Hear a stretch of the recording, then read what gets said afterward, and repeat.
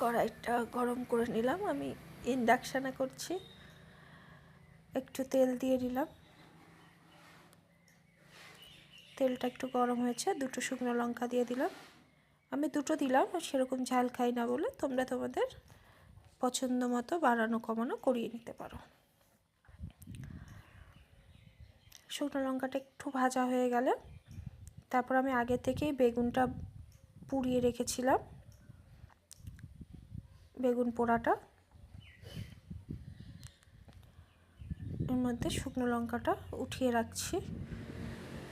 শুকনো লঙ্কাটা একটু লবণ দিয়ে ডলে নেব, আর এর মধ্যে কয়েক কোয়া রসুন একটু লাল লাল করে ভেজে নেব।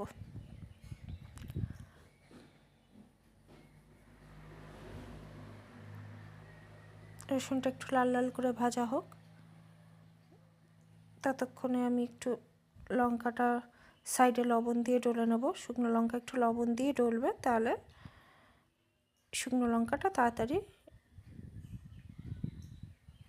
মজে যায়। এই রসুনটাও তুলে নিলাম, ভাজা রসুনটা।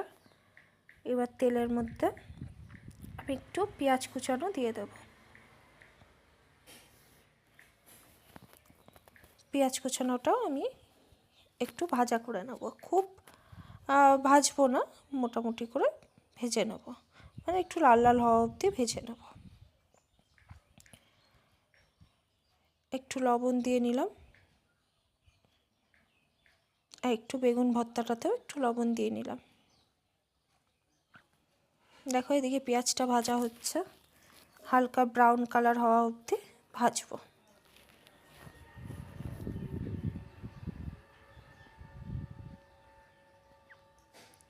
আর একটু ভাজা হবে, পেঁয়াজটা হয়ে গেছে।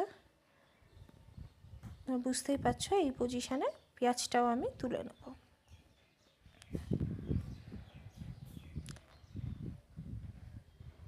লবণ দিয়ে একটু শুকনো লঙ্কাটা ভেজে নিলাম। বেগুন শুকনো লঙ্কা আর পেঁয়াজ কুচিটা দিয়ে ভালো করে মেখে নেব। লবণটা তোমরা দেখে নেবে, এই পজিশানে কম হলে দিয়ে নেবে। এই সবটা দিয়ে একসাথে ভালো করে মেখে নেব। এই বেগুন ভর্তাটা খেতে আমার তো ভীষণ ভালো লাগে। তোমাদের কার কার ভালো লাগে আমাকে কমেন্টে জানাতে ভুলবে না কিন্তু। আমার চ্যানেলটা সাবস্ক্রাইব করবে।